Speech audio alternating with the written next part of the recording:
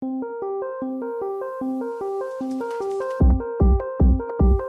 file access mode, that's the second argument to the fopen function, lets you open a file for reading using the string R or writing using the string W. There are also some other modes, and I'll explain those now. First, R. This opens for reading, and if the file doesn't exist or can't be found, the call to fopen fails and 0 or the predefined constant null is returned. W. Opens an empty file for writing. If the given file name already exists on disk, its contents are destroyed before any new data is saved into it. A. This opens for writing at the end of the file, that is, by appending data to the data that already exists, and it creates the file if the file specified doesn't already exist.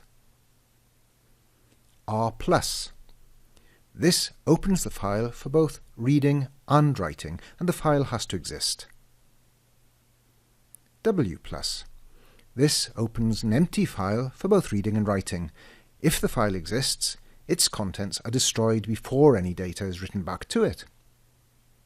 And A+ opens for reading and appending, and it creates the file if it doesn't already exist.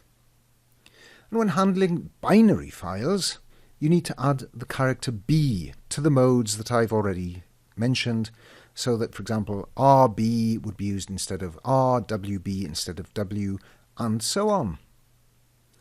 When you open a file using the fopen function, this returns a pointer to that file.